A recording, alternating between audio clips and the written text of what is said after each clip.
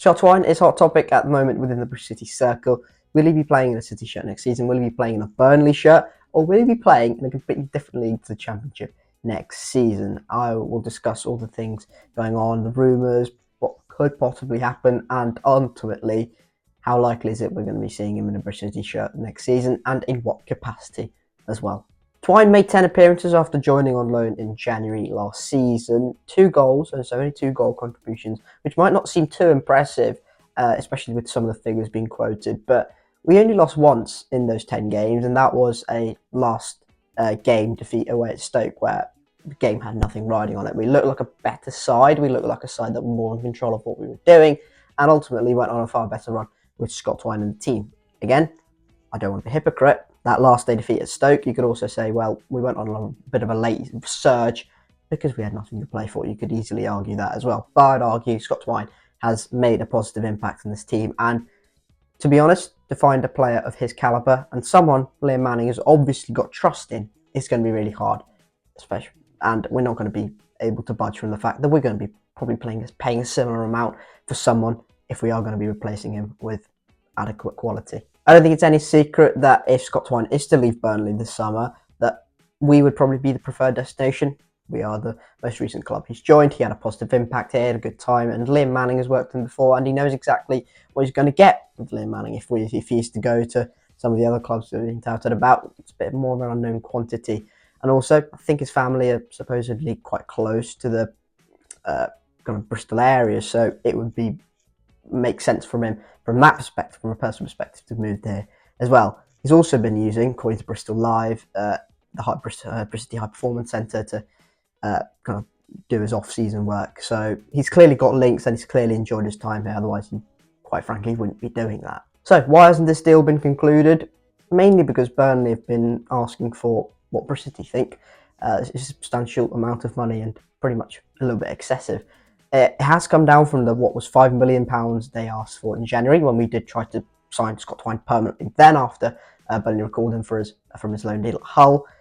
But even though that has come down since Burnley's relegation from the Premier League back to the Championship, it's still not quite what we can do with the ballpark of FFP and whatnot. We are no longer a club that's going to be spending £8 million on Thomas Callas, or how much ever million it was, Hanno Masengo, or a couple of million on Casey Palmer and stuff like that. We are a lot more strict and kind of operative in what we do, and that's good to a certain extent, but also means stuff like this can happen where we are priced out of quite a few deals. And it is going to be interesting to see how this deal and, well, other deals in the summer that we are looking to do, especially with the fact that we're looking to recruit forwards, and we've made that quite abundantly clear. And, well, forwards do come at a more premium price because they can score you goals wins you games, and how that affects our transfer budget and how we recruit other players in other positions in that front line as well. That situation may alter a little bit though, considering Tommy Conway looks like he's on his way out with him refusing to sign a contract extension at Ashton Gate. So how much ever we get from him, whether that's from a Scottish club or a club in the Premier League or even higher in the Championship, is going to be interesting as well. So hopefully that gives a little bit more leverage in terms of transfer fee we get for Conway and also the wage budget. It's not just Bristol City are interested in this deal. Scott Twine is a very, very attainable player for many Championship clubs. Not just Championship, well, League One, Birmingham City even. Why can Birmingham kind of be in this conversation, despite the fact it's about £5 million? Well, the transfer budget they've set is monstrous, and financial restrictions in League One are severely less strict than they are in the Championship, so they are able to do this.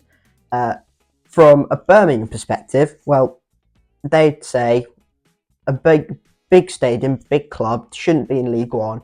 If they recruit well, they should already be up there with the squad they have at their disposal. They shouldn't have got relegated in the first place. And, well, if they can add incredible League One quality like Scott Twine is, they should cruise League One and should win it at a canter. And with the momentum they'll carry from League One, possibly be in a better position than Bristol City might be in a couple of years if we're still kind of stuck in the table in the Championship. That would be their argument. I'm sure Scott Twine will say, well, for now, Bristol City in the Championship, Birmingham in League One. Does he really want to drop down to League One again? I'm not overly sure he does.